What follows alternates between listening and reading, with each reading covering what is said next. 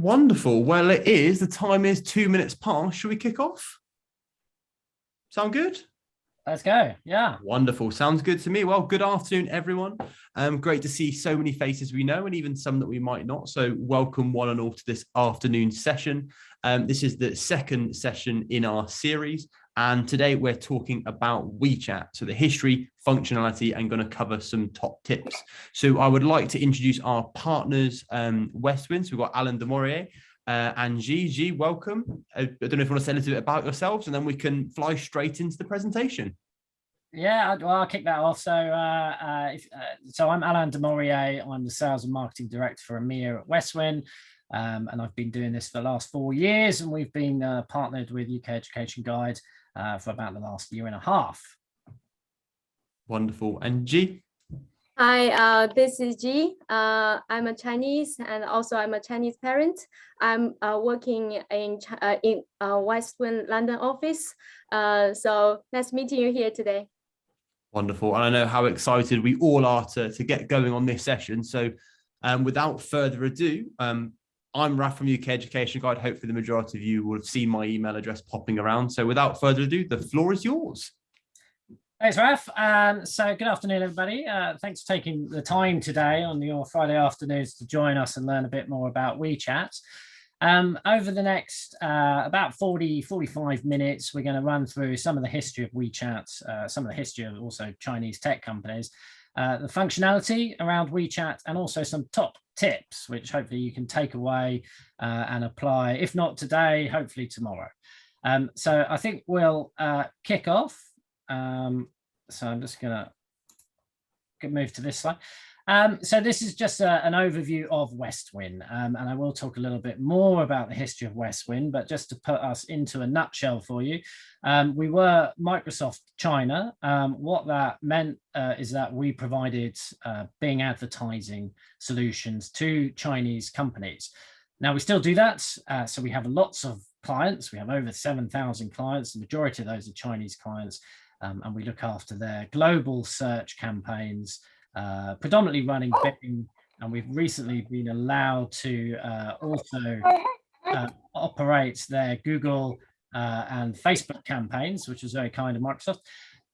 We started life in 2005. In 2016, we became Westwind. Now, prior to 2016, Microsoft China was a joint venture between Microsoft as we know it and the Shanghai government. And in 2016, that changed and Westwind was created. And Westwind, the difference being that it's a fully Chinese company.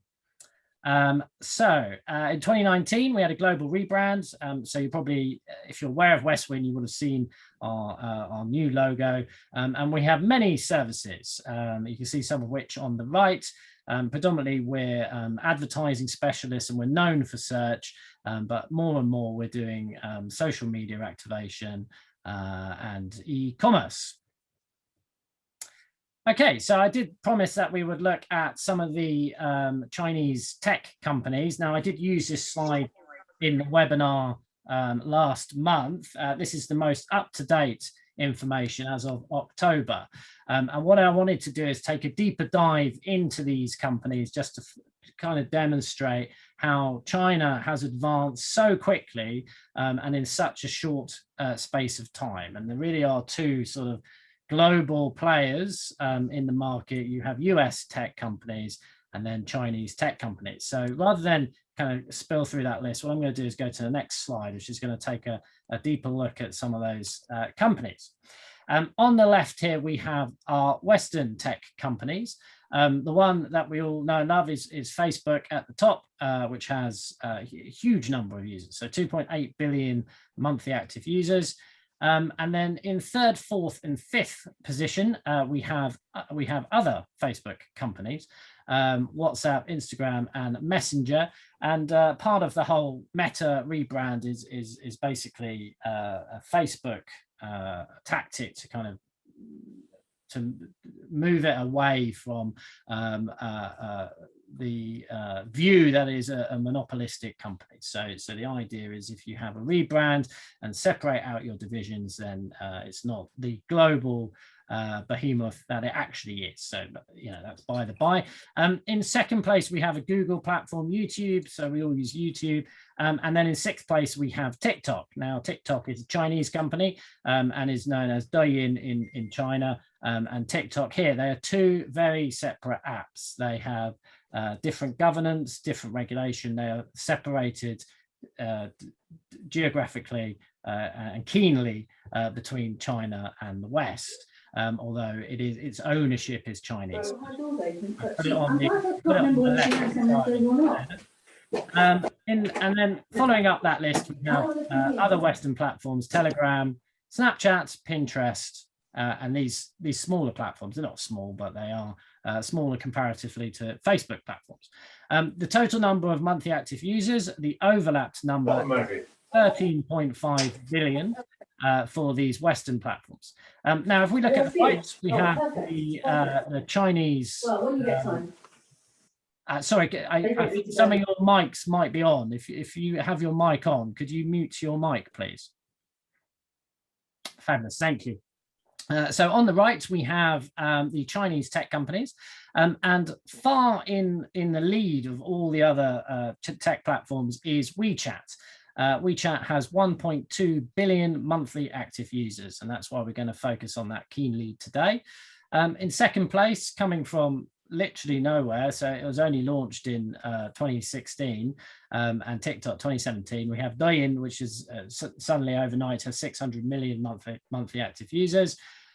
In third place, QQ, which is another Tencent product and is sort of the beginnings of WeChat, and we'll explore the history of Tencent in another slide further along.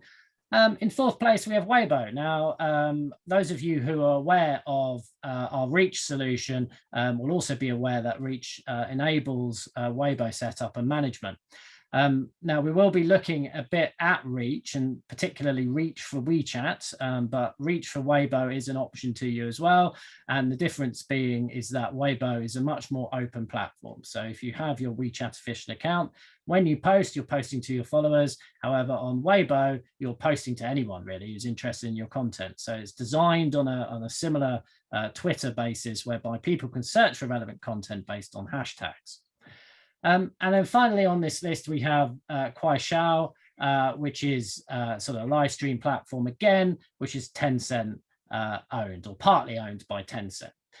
So of the 5 companies, we have 3 Tencent companies there. The top by quite a way is WeChat, and what you have is so if we look at the total global audience, the overlapped audience there, we have a number which is 17.1 billion. If we look at and then we look at the China numbers there, it's 20% of that overlapped total. So what we're saying is that if you want to target anyone, you can target a lot of people just by running platforms in China. Obviously, you're targeting people in China. And then looking at the WeChat numbers, so that 1.2 billion monthly active users. And if you look at the total overlapped audience, you have a number of 3.5 billion. So taking those numbers, which is a spurious data point, but it's representative, you have the reach possibility of 36%. So if you're just running on WeChat only. I did promise that we will look at some of the Western tech companies as well. So the next slide will kind of run us through some of those Western companies and their fortunes in China over the years, and then compare that to WeChat and Tencent. So I first want to look at Yahoo. The reason being is that Yahoo is a great example of really massive tech companies and when things don't quite go so well. Now, I've presented this slide over the years, and it's remained pretty similar. But Yahoo is a very interesting case because Yahoo had its heyday a long time ago. We don't really hear about Yahoo anymore. So I think it was kind of worth touching on that. So Yahoo started life in 1998, so way back at the beginnings of the internet. Only 2 years later, that was kind of its peak. That was when it was most successful. So it went to being nothing to something very important in tech world in just 2 years, and it was valued at $125 billion in the year 2000. In 2002, it very famously almost bought Google. It came very close, and it would have bought Google for just $1 billion, which would have been a very astute investment. Sadly, it missed that boat, and things didn't quite pan out quite so well for Yahoo. In 2005, it made another very keen business decision and bought 40% of Alibaba at just $1 billion. Now, Alibaba at its peak has probably been valued at about 600 billion. It's lower than that now due to many things that are happening, common prosperity being the main one. But it was a very sophisticated and intelligent business decision at the time. In 2012, it sold back half of that share at just $13 a share. Then those shares were, well, in 2012, sorry, now they're valued at $180 per share, so it did make quite a loss on that. And then in 2017, Verizon buys Yahoo and creates a media division called Oath. Now, in just 2019, Oath were, they admitted basically that the brands that they had bought pretty much worthless. So you can see the history of a tech company doing very favorably and then almost resulting in nothing in a very short period of time. So almost over 10 years, 20 years. So Oath basically has a valuation now on Yahoo of just $200 million. That was in 2019. If we look at Google, so Google's fortunes in China have been slightly different. Google started life in 1998, and then in just 2 short years, it was then shut. It was forced to close its search engine in China. It wasn't able to agree to what the government required it to do. So it pulled out its browser, its search engine in China. Other services, Google services, did remain functioning for a number of years afterwards. So it was only until, mainly one of which is Gmail. And Gmail only pulled out in 2014. So it's not a case of a Western tech company setting up in China and then just giving up altogether. It has very much, for most of the tech companies, been a sort of drip feed, subsequent iterant leaving process. In 2018, there were lots of rumors, this is a number of years ago now, but at the time it was a very hot topic in media spaces. And Project Dragonfly was the big talked about buzzword of the time. And this was the idea that Google was creating its own China-specific search engine. Now, Google did admit that they were building this product. They built a lot of products. However, a couple of months after this broke, Sundar Pichai was forced to go on record and say, yes, we're creating this thing, so we have no intention of launching it. So that was kind of Google's last foray into the China digital ecosystem. If you look at us, so Microsoft have had a slightly different relationship with China, and I'll kind of talk around this bit. So MSN started life back in 1999, and prior to then did lots of other things. And in 2005, MSN China launched, so set up as a Chinese company with a joint venture set up between, as I mentioned, Shanghai government and Microsoft. In 2015, there was a rebrand to Microsoft Online, and in 2016, Westwin was created. Now, that didn't mean that Microsoft suddenly left China. In Microsoft, if you look at our WeChat, we are Microsoft ads, so we are still perceived as Microsoft in China. However, when you look at the ownership structure of Microsoft in China, it's a different story. So, but with regard to the branding and the company that is branded in China, it's still very much a Microsoft-based one. The last big tech platform that is Western, that has done great things in China, is LinkedIn. And LinkedIn just recently was forced to announce that it is pulling out its main website, LinkedIn, in China, and will offer a much simpler version of itself in China, which doesn't have any of the content features that you and I expect on LinkedIn. So that was kind of the last.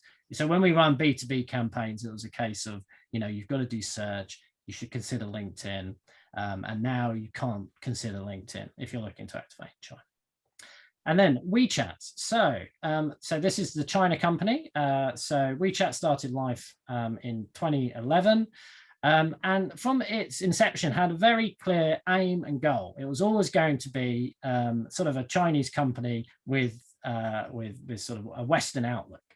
So only a year later, they launched an English version of WeChat. So it was going to be this app that has multiple functionality, but not just for a user based in China. They wanted Chinese around the world, and they also wanted Westerners around the world.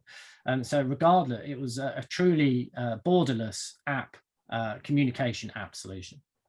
In 2013, they added a payment function. Now, there's two main players in China. You have Alipay and WeChat Pay. They rule the roost between 90 to 95% of all transactions are done by those two, and WeChat Pay is about a 40% share of that total.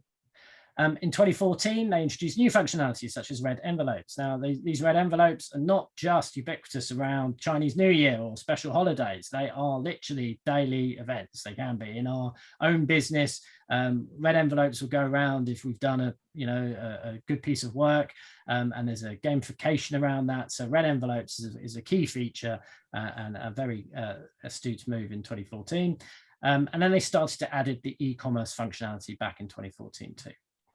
In 2017, mini programs were added. We're going to talk a little bit more about mini programs, but really it was a logical step for any big social media platform. So any big social media platform in which you can't do everything that you might want to do was around that time looking to add additional functionality. And the easiest way of adding that additional functionality is to rely on the open market. So if you've got developers producing apps or mini programs, why not connect those into your super app? And that's exactly what WeChat did. Interestingly, WeChat and Tencent wanted to call these programs apps, but they weren't allowed. So that's why they're called mini programs. But when I talk about mini programs, what I really mean is simply apps.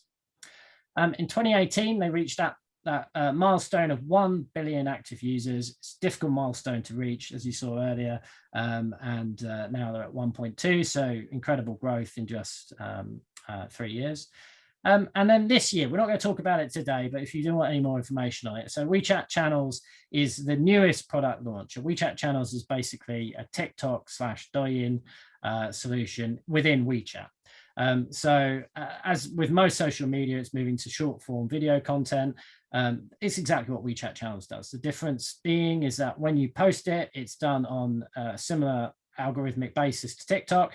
So when you push that out, it will go into, it will be fed to users that the platforms, the algorithms in the platforms think will like that content.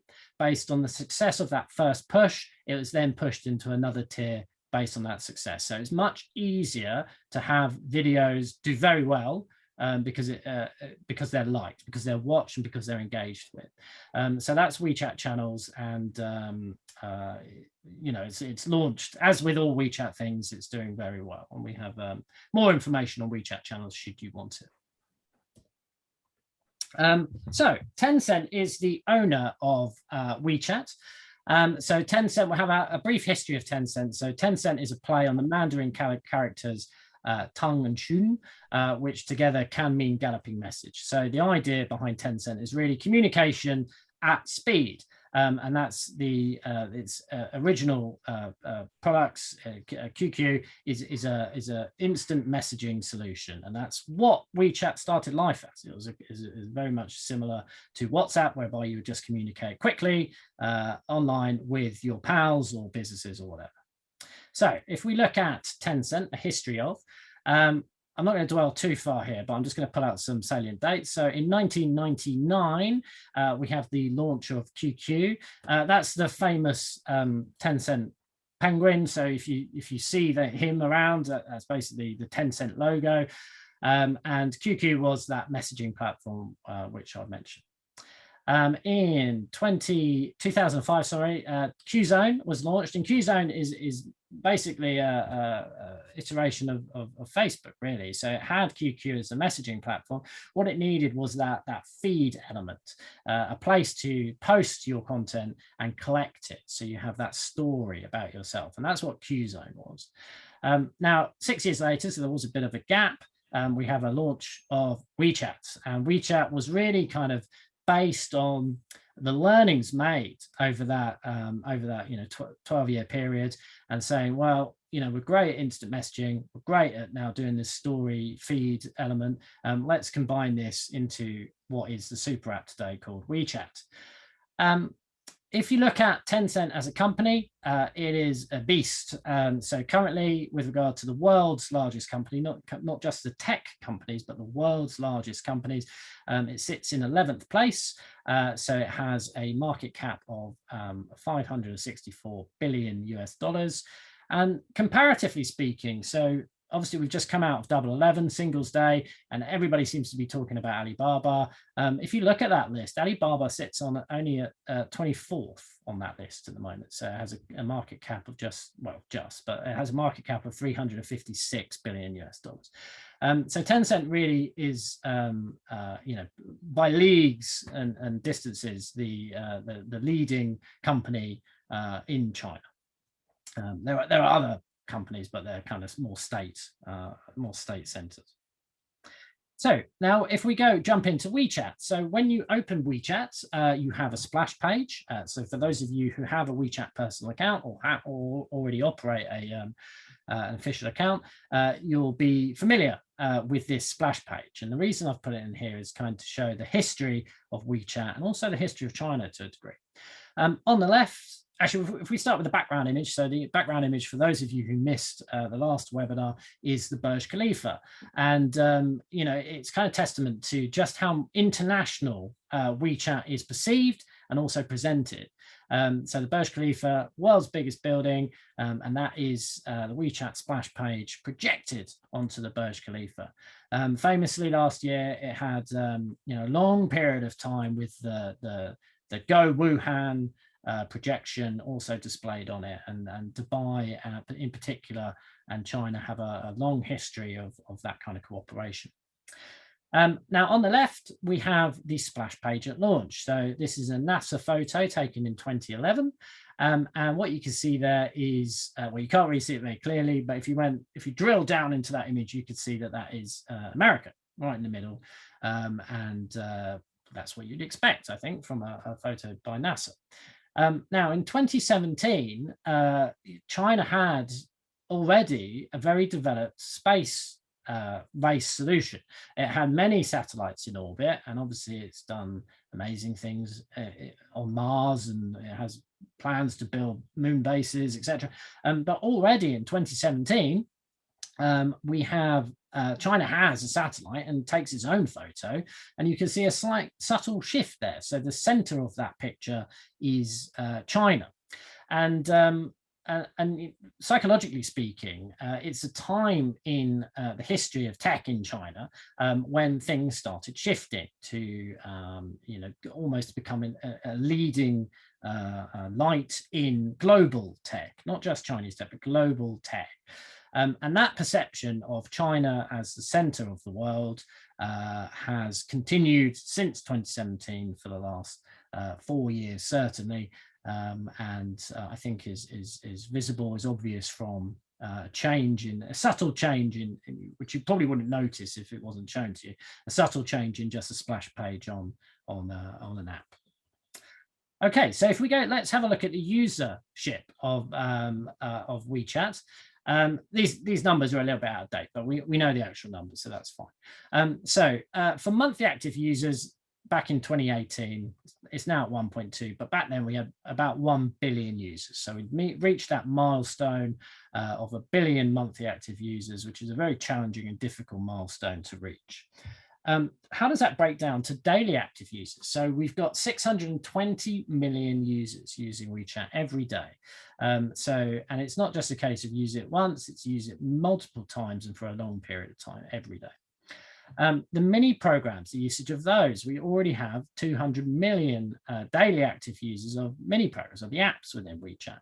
And WeChat have been very good at positioning those apps as very easy to access and also to function within WeChat. So they're very good at that. And the penetration rate is back in 2018 to 85% of the online citizens in China are on WeChat. So, you know, a high penetration rate there. The bottom grab is taken direct from a Tencent deck. And what I wanted to highlight from that is it's not just used a lot, it's used for a long period of time as well. And that 90-minute average daily usage is very, very high, and there's reasons behind why it's used so much. And there's a slide, it's not in this deck, but basically it shows how often and why WeChat is used. So you would wake up in the morning, you check messages from your friends, and then you might, I don't know, check out the news or watch the videos, whatever. However, once you get to work, where you and I might switch to LinkedIn or email, WeChat remains in play. So WeChat in China is basically your work communication tool, certainly is mine. Whereas you know, you might send an email. WeChat is used as the equivalent in China. I wanted to draw an example. So I recently haven't done it yet, but I have to go to the bank here the Chinese bank here in London. And I was trying to set up an appointment to go to this bank. And you know, initially it was done on email, then suddenly a WeChat group was created, and there's 5 or 6 people in this WeChat group, and it's really just about me going to the bank to collect some information. And you know, it's very nice, and everybody's, you know, having a chat and explaining what's going to happen and when. And then it ended with that's great, we'll see you next Friday at I'll send you an email to confirm. And that made me smile, because whereas where you and I might make a business appointment with a Western company on email and make sure that everything, all the I's are dotted and T's are crossed there, in China, it's all done on WeChat. And I think the only reason that email confirmation was made because it was clear that I was non-Chinese. So it was just nice to have that email confirmation so I could drop it in my calendar, because I'm using Western tools. I'm not using Chinese tools. But the takeaway there is that really everything is happening in WeChat. That's the normal way of arranging business meetings, business matters, and everyday occurrences, like getting an appointment at the bank. And then finally, just to look at that penetration rate on tier 1 cities, you can see again, it is very high at 93%.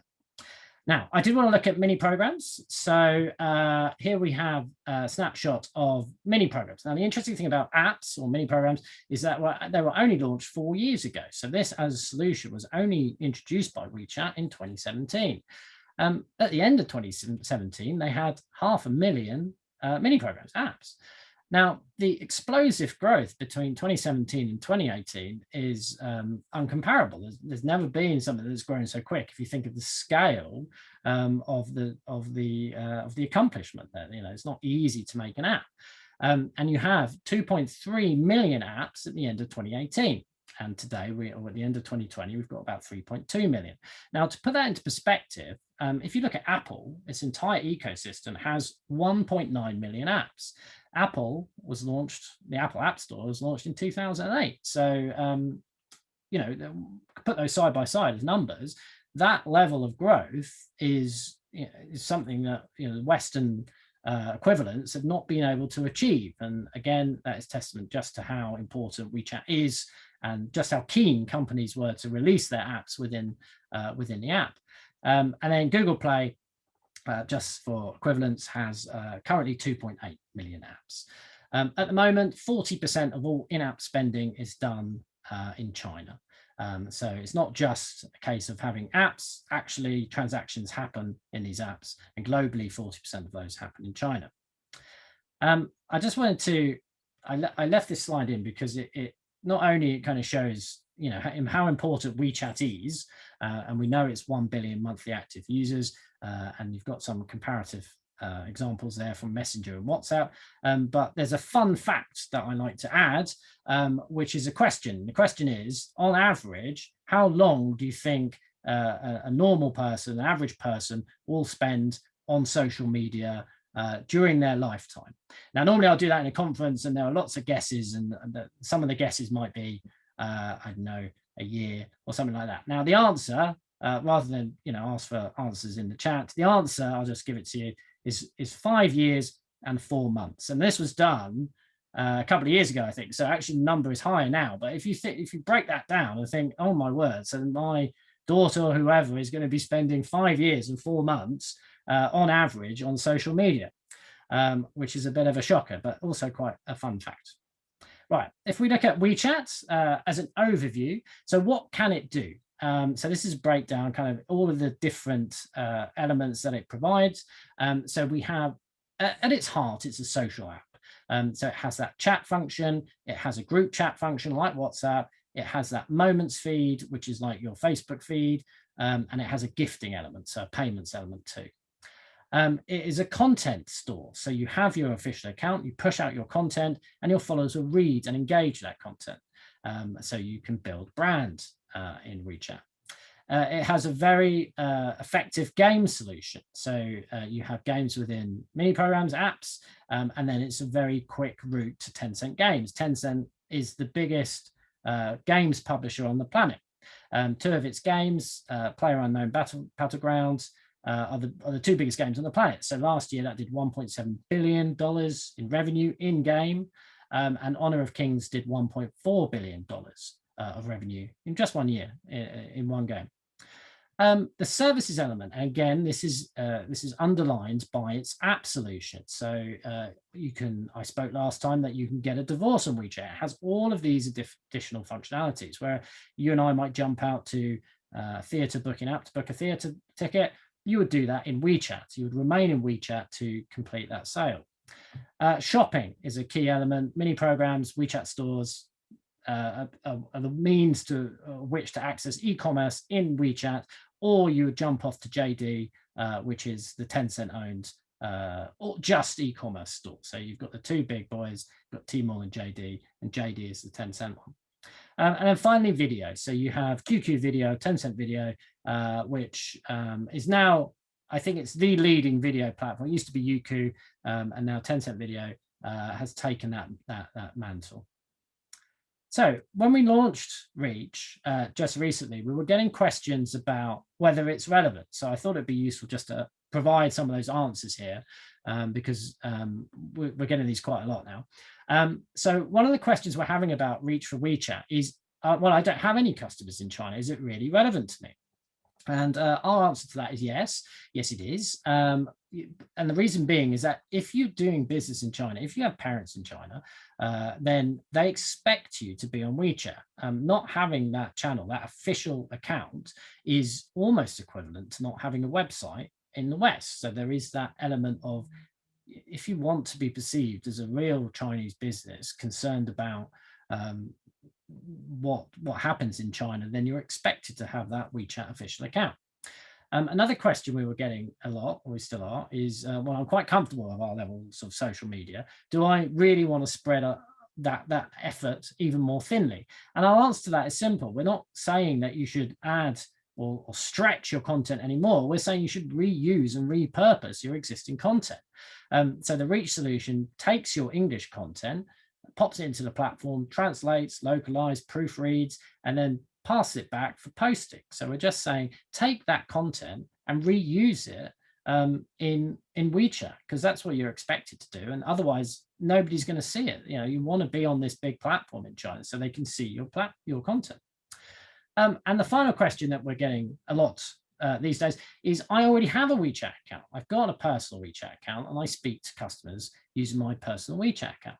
And our answer to that is, again, is simple. It's similar to the previous answer, but we kind of position it and say, well, you wouldn't have a conversation, or you wouldn't attract a customer on your official Facebook and then move the conversation to your personal Facebook just to make a sale.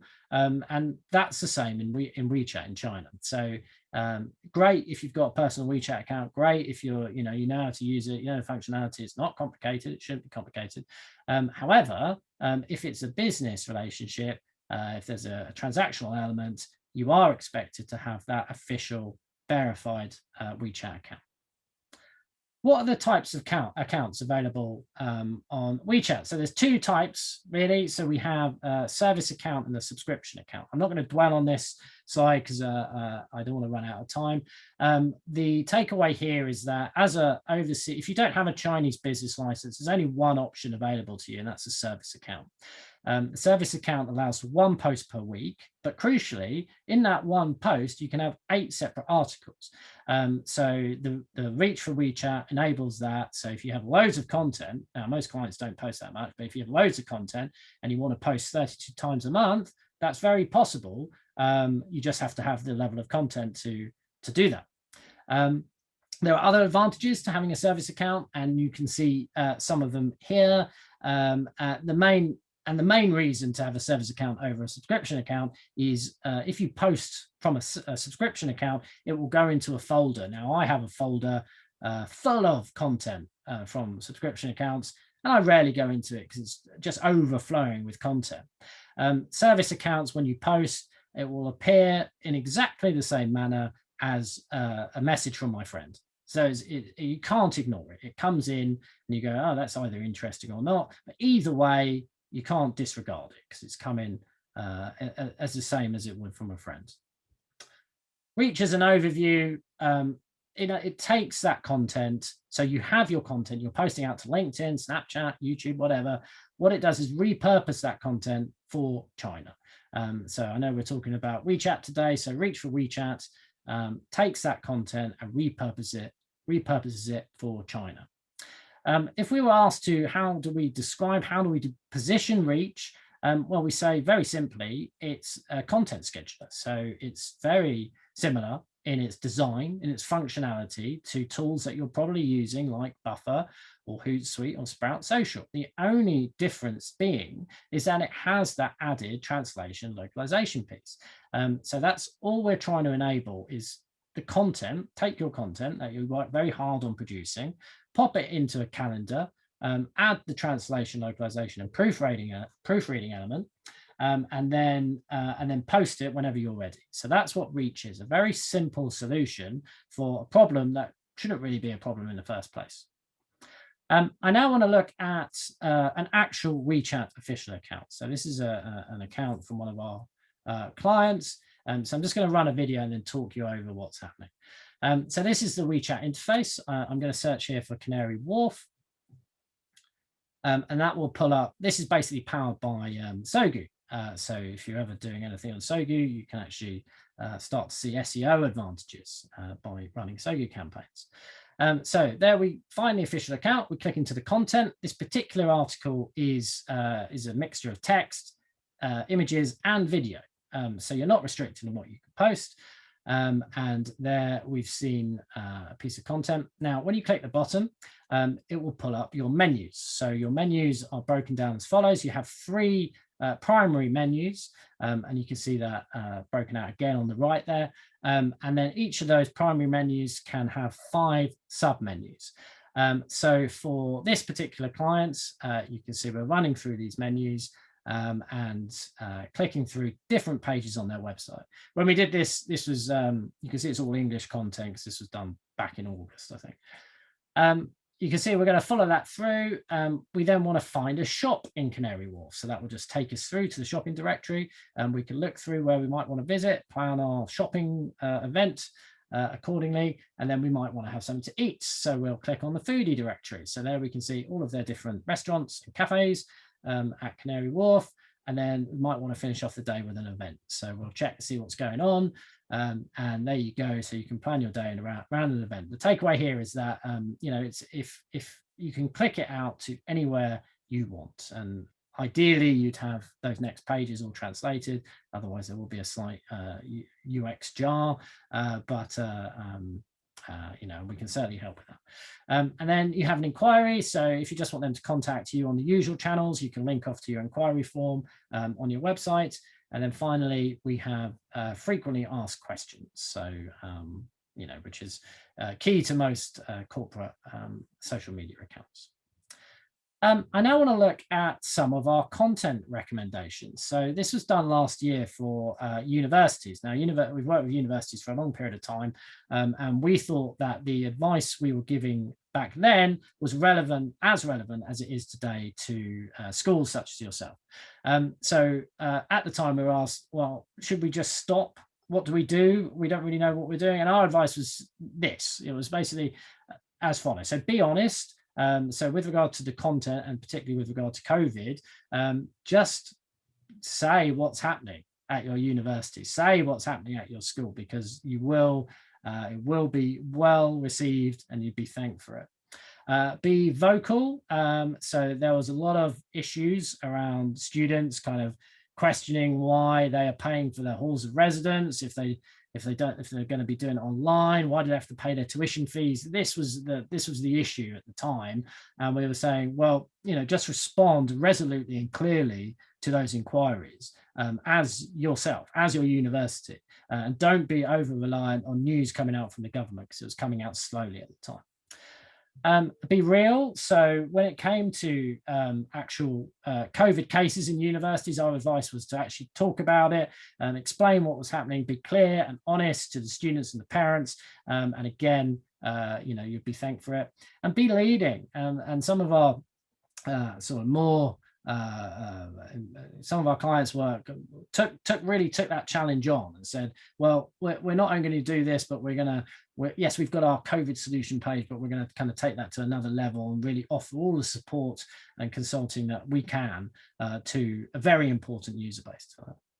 And then be there. And the key to this was to really not stop posting. And really, I know it was tough to kind of not post about anything else, but that was our advice. Just really don't shy away from it. Really talk about what's happening at your university and how you're responding to it. I now want to look at kind of QRs. So QRs are a big point of China, and however successful your marketing campaign, however well thought out your marketing strategy, sadly, when it comes to conversions, users are not always going to do, or majority of the time, they're not going to do what you want them to do. This is an example from one of our property clients, and we push a lot of traffic through to this page, and the idea is that when a user lands on this page, they then fill out the form, and then we collect that lead, and then that goes into a sales funnel, and at some point they buy a property. Sadly, that doesn't happen. Or it does happen, but it just doesn't happen the majority of the time. So what you can see here is the other advantage of having that WeChat account is that QR. And we've worked with many different verticals, but if you have that QR, and also if you have existing students, if you have alumni groups, just get them to follow your account, and you'll reap the rewards from that later down the line. A number of users here who engaged with an advert, clicked through to a landing page, checked out the properties, did not fill out the form, but did and will follow that official account on WeChat. And that comes to a psychological point, whereas that user may not be in the headspace to buy a property there and then. And that makes perfect sense. So the soft touch approach, the soft touch CTA, call to action, is just follow our WeChat account for more information, for custom tailored information for you. And then when you're ready to make a sale, when you're ready to have a conversation with us, we're right there and we know where you are too. So QRs, hugely important. And as part of your official account, you have that QR. You have multiple QRs actually for a service account. And finally, I just want to give an overview before I pass over to G on what's kind of valuable and as your school, and how can you use that? How can you leverage that value within WeChat? So brand equity, we talk a lot about brand equity, what it means. So here's a pretty recognized description of brand equity, and then kind of related back to how WeChat could work within that. So we have perception. So how is my brand perceived in China? Now, currently, probably a lot of your school perception is achieved through the agency you work with in China. And there's nothing wrong with that. But what we did explore together for some of you in the last webinar was that things are changing in China when it comes to education and common prosperity. So our advice at the moment is to do everything you can to future-proof any change in China with regard to ensuring you continue to get your influx of Chinese students. WeChat is where you're expected to be. If you're not on WeChat already with an official account, we do stress, do set it up either through Reach or do it another way. And then you will reap the rewards from having that official account. You're expected to be there, so just do it if possible. The next one is image. How is your image perceived in China? Now, WeChat is a very visual platform. WeChat Channels itself is a totally visual platform. And what you're able to do is take the best images of your school, of your services, and push those and promote those in WeChat to your not only existing students, but your prospective ones too.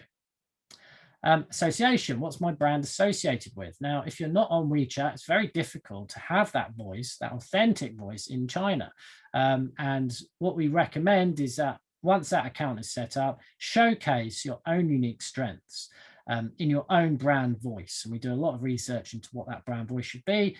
You know it better than anyone. We don't advise people on how to rewrite content. What we want to try and do is take that content, keep the brand identity and voice, and then just transcreate it for China. Loyalty, I think I touched on. If you have existing students, use that existing base. Ask them to follow your official account. Once you have a group, you can create more groups, and then you're kind of looking at this halo effect of private network activity, which really is kind of free activity. Why wouldn't you leverage the success that you've already had in China? And you can start to do that by utilizing some of the functionality within WeChat. And awareness. So one of the things we get pulled up on is the question, do we need custom content written by native Chinese in China for China? And our normal answer is no, you don't. And depending on the site, if you are a mega brand like Louis Vuitton, so someone like that, say, then yeah, probably you need that. You need to be plugged in to what's happening. You need to have your finger on the pulse. You need to be responsive to trends, viral trends in China, and right around them as that mega super brand. Now, the vast majority of our 7,000 clients are not that size. And it's not right for them. Really, customers and parents just want to hear about your school, about the lessons that you teach, about the kids and what they're learning from you. And the way to do that, first step, is to do it on WeChat and to kind of grow that identity, that awareness within WeChat. And then finally, identity. So that identity, that Chinese identity, it's as a user in China, your first point of call to look into a brand is on WeChat. So that identity, controlling your identity and future-proofing your channels for enrolling those students from China going forward. That's all from me for now. So I'm going to hand over to G, who will take us into a bit of a deeper dive on the platform use directly. Thanks, G. Thanks, Alan. Thanks, Alan, for the excellent and comprehensive introduction about WeChat. I also learned a lot. Thanks, Alan, for this. So in the next 5 minutes, I will give you more perspectives from the Chinese users, how we use WeChat. Hopefully can give you more insights of how to use WeChat as a tool to communicate with Chinese parents and the students. So coming to why we use WeChat, some people here in the UK or in other countries may think WeChat is the equivalent one of Facebook or WhatsApp, or even the two combined together. But for us, it's far more than that. For us, WeChat, in one sentence, it is everything about life. For example, WeChat contains a chat that is similar like Facebook Messenger or WhatsApp. So we can connect with our friends, families, colleagues, and other brands. WeChat Moments is also a feature that is similar like Facebook Timeline. Another very important is the wallet section, contains link to payment and e-commerce services. Another very popular among Chinese parents using our WeChat is the groups. So we will share with you more details shortly in the next pages. So come to the next page. Thanks, Ellen. we have to think about the first step that you want to show your school or educational institutions why WeChat is very important, because there are three main reasons that I use WeChat to search schools information. The first reason is I follow the schools that I'm very interested in on WeChat. The second reason is I get full information about your school from the official accounts. The third reason is that I can contact your school on WeChat. So give you an example about Cardiff Sixth Form College here. So the first step, how I contact with Cardiff Sixth Form is to add the contact from the official accounts. Come to the second step in the second screenshots, you can see when I search Cardiff Sixth Form College, the name on the search bar, Cardiff Sixth Form official account will appear on top of the search results. Then come to the third picture, step 3, I follow the account, then I can get access to the school page. Otherwise, if I not follow, I cannot get the full information of Cardiff Sixth Form College of their official accounts. So come to the step 4, I'll just share with you a video of Canary Wolf, how the official account is doing the information, sharing the informations.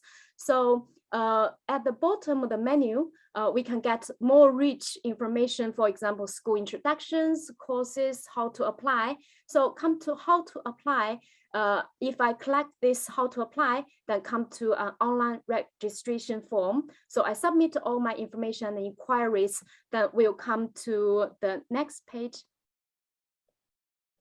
Yeah, this page, it is the operator's dashboard. So when I submit my inquiries and my application form, all my information will appear on the operator's dashboard.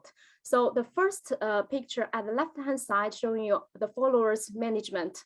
The operator can reply messages, also contact lists can come into the operator's dashboard. It can be used to connect to the CRM system as well.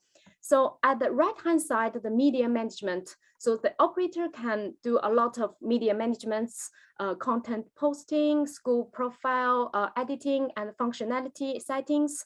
Also can run advertising and output all the data reports of the official accounts. So come to this page, as we mentioned, WeChat groups is also very popular among Chinese parents and students. We did a very small survey of the Chinese parents why they use WeChat groups. The top reason is they want to join the WeChat groups to connect with the people with the same interests. The second reason, top reason, is they can get useful information about the schools with other people, like an online community. For example, they can ask questions. They also can answer questions that other people in the group. That is very useful for them also to discuss the relevant topics that all the people in the groups are interested in. So it's quite similar like WhatsApp. For WeChat group chats, everyone can create a group on WeChat. The maximum number of each group is 500. So one user can also join in as many as different groups with the same interests of users. So coming to the question like how to use WeChat group to use for the schools communication and educational institutions with the Chinese parents and the students. One approach is to create school official groups and promote the QR code. We can see in the middle of the QR code, that is an example of a group QR code. We can create that and promote the QR code to ask more potential Chinese parents or students to join into this group. Another approach is to promote your school by joining into different other groups where many Chinese parents and schools are there. So that is the two main approaches that using the groups to promote your school. Hopefully this is for your information, will be helpful. That's all from my side for sharing today. Thanks. Thanks, G. Thanks, G. Thank you so much for that. And thank you, Alan. Just fascinating insights. I mean, one of the things that not only have I taken away from this, but when we worked with families from the area is that the total end-to-end solution that WeChat provides. I think it's fascinating looking from a Western perspective that we have a sort of a plethora of different apps we use for different purposes. And I was always fascinated sort of looking over, whether it be a friend or a colleague's phone and saying, what app are you on now? WeChat. And then I'll look over again, like, what app are you on? Oh, I'm on WeChat. Okay, so you're literally doing your whole sort of, not just social media, but all of the aspects of your life. And it's really, but it's tough to understand and how you leverage your content for that. So I'll open the floor to any questions. And while everyone's sort of typing away and hopefully putting some questions in the chat, I've got a couple from my end, and they're really quite practical. So forgive me if they're too practical, but in terms of, so I'm a school, I'm developing these things. So my first question is, you talked about creating alumni groups for Chinese students. So can you create effectively a QR code that you would circulate to them via email? They then sort of scan that QR code and then they're entered into the group. Would that be a strategy that might work? Yeah, you could do it by email, yeah, or you could do it within WeChat or from a personal account. So there are a number of routes to do it. I would, depending on how regularly you communicate with those alumni groups, just do it in ways you would normally do. We've got finance education client who does a lot of like road shows. And what we're always telling them is to just get your QR everywhere, just literally put it everywhere, because otherwise you're missing a trick. And okay, not everyone's going to enroll just because they've been to a webinar or been to a physical event, but they will follow your account. And then once they're engaged with the brand at some point, they'll hopefully do what you want them to do, i.e. enroll into your school or request a prospectus or whatever it is. So so I use the QRs as much as possible. Absolutely. And it seems like very, very similar in terms of lots of other social media. You're not going to get those quick wins after a month. It's just sort of consistency over the course of 6 months, 2 years, and building up that credibility in the space. And you're soon noticed if you're not there. But equally, you're not going to get those wins until you start sort of snowballing the conversation and also sort of highlighting your points of difference and what makes your school really different. My last question is around what it's like in terms of really practically integration with desktop.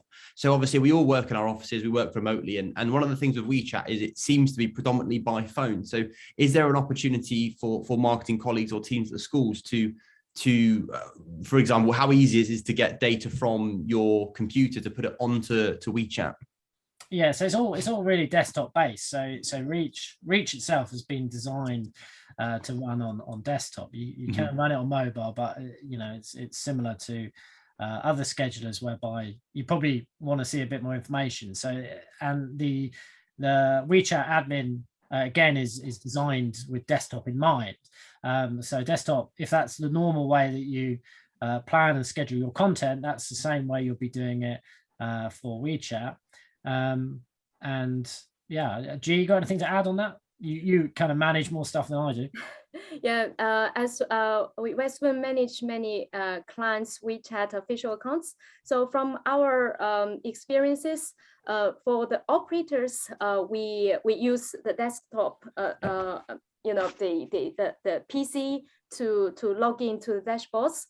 We can also log in our personal WeChat account because there is a PC version as well. So everyone can use mobile devices and PC devices to log into personal WeChat. However, the official account operators dashboard, mainly we can only use the PC devices to log in and manage all the data inside. Absolutely. No, brilliant. I thought it was just worth pointing out because when we just think generally about social media, a lot of the UI UX integration, particularly for Western firms, is actually there's better integration in terms of your mobile apps than there is on your desktops. And that's using platforms like Hootsuite sometimes make it a little bit easier to get that content out there. So that's all the questions for me, and I can't see the chat filling up. So we must have covered all of those questions in the session. So that's excellent. So I would just like to thank Alan and G for their presentation, and a huge thanks to everyone in attendance. And please, if you have any questions or any follow-ups, or we can provide you with any more information, please don't hesitate to reach out. We will be circulating this webinar and the recording. So please let us know if we can be any further assistance. So we hope you have a wonderful rest of your Friday, and we'll catch you later. Cheers. Bye-bye. Thank you. Thank you. Bye.